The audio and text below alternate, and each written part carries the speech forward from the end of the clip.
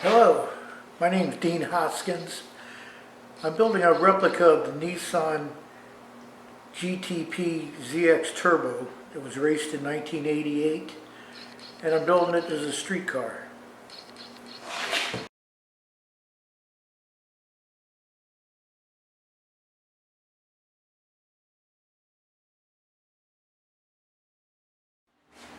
Well, I set this up to use the 2004 Corvette suspension.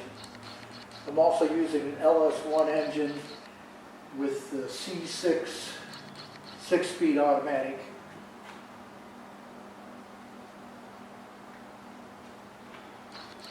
Did I say I'm using Corvette suspension?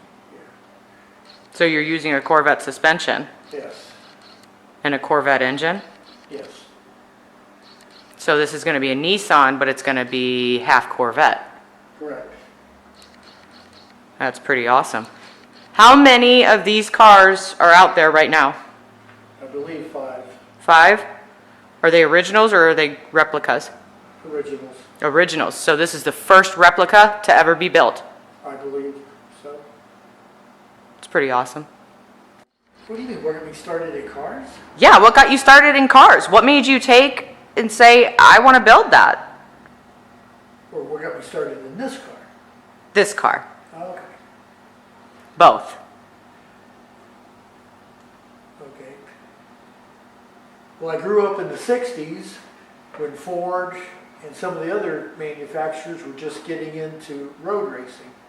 Ford had their GT40 program, and I was always infatuated by mid-engine race cars.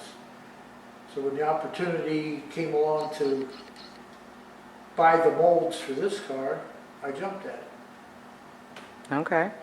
I had also built a number of Corvette GTPs for Mongoose Motorsports. Yeah. Did those race? Yes, in the capable hands of Aaron Klein and Danny Pop, they proved to be very fast. That's good. Yeah, my buddies. All right. So what are you building this car for? What's this for? For me to drive on the street. So this will be street legal. Yes. So Grandma and Grandpa told me something about you when you were a kid. Something along the lines of putting a engine on your bike and it blowing up and the fire department having to come. So do you think, what kind of engine did you put on your bike? Briggs and Stratton, You remember it? 2.5 horse What kind of engine was it? lawnmower engine. And you put it on your bicycle Yes. to make it what? Faster. So you've always had the idea of building something, building a car. Yes. From then on, what was the next thing you did? Well, in high school, I had a 63 Falcon that I modified and raced on the street. Also went to the drag strips with it. Did you win? No. All right. So after you modified that, what was the next step? I got into Mustangs, actually. Wait, Mustangs. You always told me not to ever own a Ford. What? I had to have some experience before I could back that up. All right. So you dabbled in some Ford Mustangs. What'd you do to them? Just, again, built modified street cars. You built modified street cars? Well, I modified the cars. Okay. More street racing and other things like that. Okay. It So wasn't until 75 that I got involved in the local Corvette club and started doing autocrossing and road racing. So that led to going to Grand Sport Corvette replicas. and how in the world did you ever find molds for a Grand Sport replica? I took a '64 Corvette and a lot of pictures of the Grand Sport and modified the body to look as close to the Grand Sport as I could. Then I pulled molds off of it and started selling them as replicas. You know, to this day, there are still people that say that you're the best at building the Grand Sport replicas, 1963 Grand Sport replicas. And can you really find each of your car and tell by just a picture if it's yours? Yes. Well, a lot of the cars out there now and companies are based on mine. They pull molds off of my bodies. Okay, so all of them? All but one that I know of. So those are all based off of a D&D Corvette. Right. That's pretty interesting. Yeah. So you must have done something very, very right The then. cars were very close to what the original was supposed to look like. It's pretty fantastic. How do you feel about that? Oh, I feel good about it. Yeah? All right, so let's get back to this car. Okay, so you built the Grand Sports, Yes. then you built 3 Corvette GTPs? 4, 5. 5? 5. Okay, and that includes 1 Roadster? One Roadster. 1 Roadster that car never even existed. You couldn't pull molds off of anything for that deck lid. You created that deck lid on your own. Right. That's pretty impressive. Yeah. So, okay, so you've done 5. How many Grand Sports did you build? 158. Okay, so 158 plus 5 Corvette GTPs. And now this is the first Nissan GTP that you're going to be building for us, Yes. start to finish. From what is started right now until finish, your plan is to drive it out of this shop at the last video, correct? Right. Okay. So, what have you done to this car so far? Well, so far I've built this tub. It's built out of carbon fiber. The main criteria was to use the Corvette drivetrain and suspension, but it also had to fit the Nissan body. Okay. All right. So what are you planning on doing today? I'm going to start putting the framework on the front for the front suspension. Is that the front suspension right there? There's an upper and lower cradle. That's the lower. Okay. We'll bolt that to the tub and then put the upper cradle on. After that, the front suspension will be bolted to that. All right. All right, well, let's get started then. All right.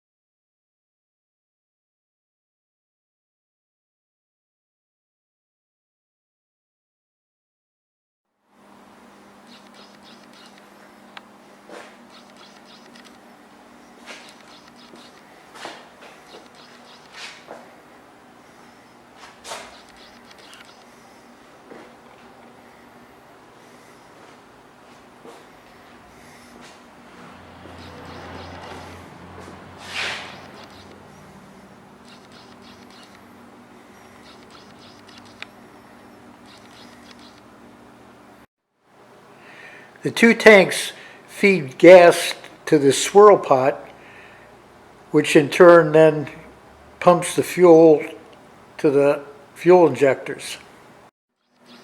Twin 8.5 gallon gas tanks are located in this area and are accessible from the underside of the car. These compartments, one on each side of the tub, will house the air conditioning and the electronics for the car. Before the two halves of the tub were bonded together, I put 1/4-inch steel plates in various places for mounting the suspension and the roll cage. This bridge, as I call it, will support the pedal assemblies, the dash, and the roll cage. The lower cradle is a stock 2004 Corvette. The cradle for the upper suspension was fabricated from steel. The tub was built in two sections, an upper and a lower, which were then bonded together to form one unit. I started by first building a carbon fiber tub